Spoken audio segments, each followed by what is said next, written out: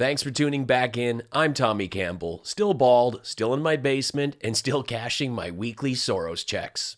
Things aren't going well for Donald Trump's personal attorney, and the latest allegations against Rudy Giuliani make a press conference next to the dumpster behind a landscaping company look like the classiest thing he's ever done.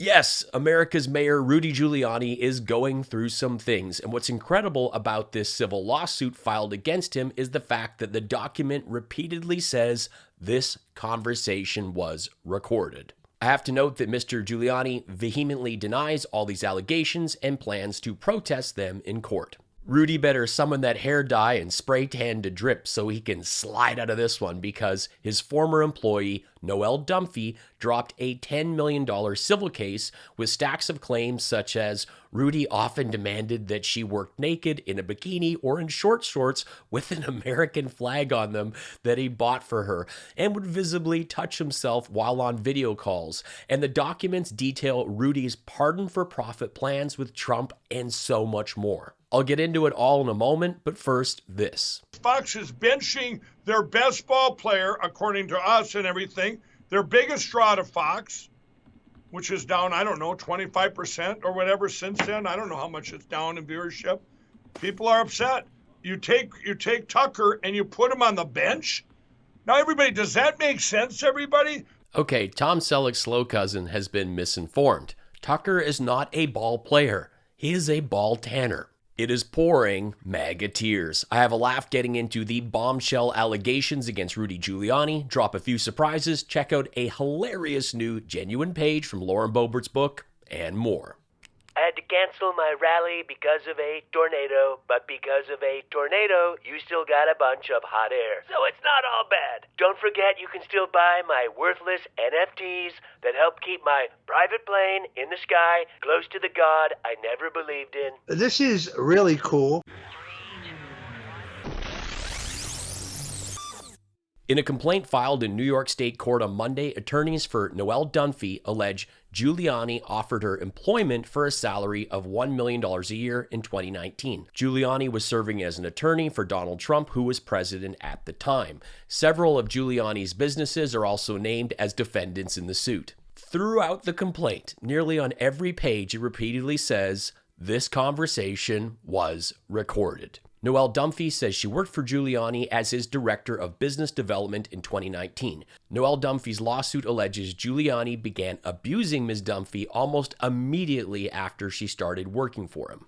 While working with Ms. Dunphy, Giuliani would look to Ms. Dunphy, point between his legs, and tell her that he could not do any work until you take care of this, she claims in the case. On February 23, 2019, Giuliani told Ms. Dunphy that he could get in trouble with underage girls if they were 16 but looked 20. This conversation was recorded. On February 25, 2019, Giuliani forced Ms. Dunphy to have intercourse with him for the first time. Before this, Ms. Dunphy had refused and avoided doing it with Giuliani, although he had forced her to engage in other contact. On February 25th, Giuliani told Ms. Dunphy that he could wait no longer to sleep with her. Ms. Dunphy objected, but Giuliani would not take no for an answer. He eventually forced her. "I need time alone with my girlfriend, with my daughter, with my little girl." Giuliani frequently referred to Ms. Dunphy as his daughter and made her extremely uncomfortable. But wait, there's more. Rudy told her he was selling pardons for $2 million that he was going to split with Trump and to see if she knew anyone in need of one, but also noted that it was important that they did not go through the normal channels of the Office of the Pardon Attorney because correspondence going to that office would be subject to disclosure under the Freedom of Information Act. Donald Trump issued a total of 143 pardons during his 4 years in office. We need a deep dive into everyone who received pardons from Trump. Look at all their finances, see if there's any suspicious transactions or lump sums leading up to the pardons that line up with the accounts held by Trump or Rudy or anyone in their orbit that could have funneled it their way. So this girl who worked for Rudy is claiming we were 50-50 on a cash for pardons deal. This is totally nonsense. I'm the best negotiator. It was 80-20. This is really cool. Some of the individuals who Giuliani spoke with on calls were law clients of Giuliani, such as Mr. Trump, who were unaware that Ms. Dunphy was in the room and could overhear their conversations. At certain times, Ms. Dunphy overheard discussions which contained, upon information and belief, privileged or confidential information. Strategies as how to deal with the investigation being conducted by Robert Mueller and whether it might be possible to distract, intimidate, or otherwise dissuade Mueller from proceeding against Trump. You have Kid Rock on tape saying Trump showed him stuff even though he thought he shouldn't be seeing it, and you have Noelle Dunphy in earshot with Trump on speakerphone with Rudy Two Watches spilling the beans day in and day out. Another big whopper in that suit is that she notes that she had access to Rudy's email and saw every exchange. Wow. Giuliani was rarely sober around Ms. Dunphy. Since he regularly drank all day and night, it became part of Ms. Dunphy's responsibilities to fetch his alcohol and make sure that he was a functioning alcoholic. She worked hard to ensure that despite Giuliani's excessive drinking, he did not appear drunk. If Giuliani became too drunk, it was her job to remove him from the situation. Ultimately, the most important and time-consuming aspect of Ms. Dunphy's. I remember when Rudy claimed he didn't drink, and I posted him swirling a cocktail around. Like, they don't put umbrellas and orange peels in a Diet Coke. During this time, when Ms. Dunphy was not by his side, he appeared with hair dye dripping from his forehead, appeared wearing excessive amounts of self-tanner, and hosted a press conference in the parking lot of Four Seasons Total Landscaping. It's not Rudy's fault. He didn't have the babysitter around that he was abusing and not paying. Giuliani was telling Ms. Dunphy that he needed to keep deferring her pay and keep her employment secret, but he promised her that she would eventually be paid in full and receive credit for her work. Giuliani also tells Ms. Dunphy that his divorce would settle any day and that he and his companies would make her whole by paying what she was owed. To tide Ms. Dunphy over and keep her obedient to him, Giuliani sometimes paid Ms. Dunphy in increments of no more than $5,000 in cash at random times. Giuliani also hinted that he funneled money to a friend to avoid declaring it as income and to hide it from his wife. Thank you. I see every tip that comes through, from pennies to dollars. They are hugely appreciated and help make this show possible. If you love what I do here and you can afford to help out, throw me a buck with the PayPal link in the pinned comment or drop me a super thanks. Just when you think the Bud Light thing's all over, MAGA shows up with another video to promote their tiny ding-dongs and lack of tolerance. This was over a single can. A can. Bud Light didn't switch every six-pack to show Dylan's image. These fellas weren't left with no choice but to hold a can with her on it. No, they made one. Just one. One for her. Okay? And that was too many for these intolerant knuckleheads. But we're the snowflakes. For those new to the show, I'm glad you found me. Thank you. For nearly a year, I've been reading a genuine page from Lauren Boebert's book. This is a ton of fun. I only do this once a week, and it's been pretty wild. In this section, we're at one of her places of work, where a group of unsavory individuals have placed bets on Lauren's intentionally missing hamster. Let's get back to it. The power ballad stopped, and Craig shouted, "Game on!"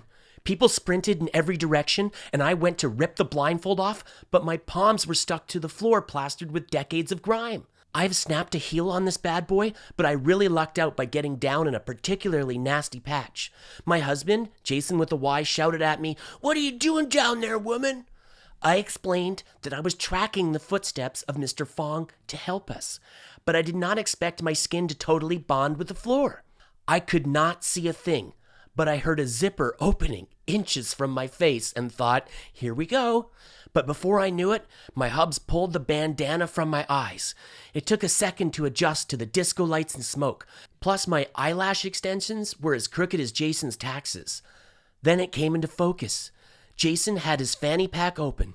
This was not the zipper I was expecting. I forgot he had this really cool pouch around his waist. He keeps a lot of things in there, even a little knife that folds. He says he got it from the Swiss Army. The Swiss Army! My man is so adventurous. He rooted around his sack while I heard the others shouting, "Mountain Dew, where are you?" Newsflash, fellas, hamsters don't talk. Believe me, I have tried to get something out of them, anything. Career tips, test results, sports scores, measurements, counseling, recipes, weather forecasts, nothing. Not even a basic chit-chat. So good luck, y'all. It is nerve-wracking hearing the others search for my intentionally missing hamster with a bag of cash on the line while I'm stuck to the floor. And sure, I've bonded with mystery fluids back in the Smash Pile days, but it was never quite like this. I had to ask Jason, who is still busy with his sack, are you going to help me get off my knees? Because if not, you better go on your own and find that hamster before Snake, Misty, Mr. Fong, DJ Johnny D, Craig, or any of these others do. Jason then pulled something out and waved it in front of my face. I stared at it, totally unsure. It's a lock, he said. Don't worry. It was like a fairy tale. If you've enjoyed this genuine page from Low Rent Boozburp's latest book, let me know in the comments and I'll see about reading another sometime soon. There is now a new statement released from Giuliani attorney Ted Goodman. Mayor Rudy Giuliani unequivocally denies the allegations raised by Ms. Dunphy, and every news outlet covering the story must include the fact that an ex-partner accused her of being an escort that fleeces wealthy men. According to Dunphy's website, she is a graduate of Columbia University, and in 2001 she interned in finance and was able to earn a BA degree. It also adds that she has over 20 years of experience in business development and is a business owner and a published writer.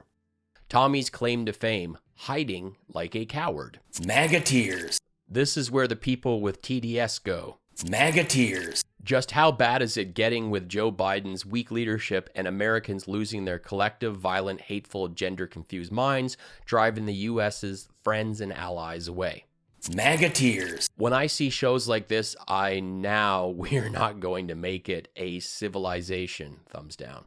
MAGA tears. Thanks so much for watching. Help me out by joining us in the comments, sharing this video with a friend, and following me on social media. I am a one-man show here, from script to screen, the editing, even the graphics. Please throw me a tip with the easy PayPal link or hit that super thanks button, and be sure to check out my mugs that go great with those MAGA tears. I am a stand-up comedian. I've played in 35 countries, and I've toured with Jim Jeffries for nearly 10 years. I have 3 albums and a brand new EP from my opening set on Jim's latest Netflix special. You can stream these on Spotify, Apple Music, or catch them on SiriusXM. Thanks for helping me make this show possible. Life's short. Be cool, be kind, take care.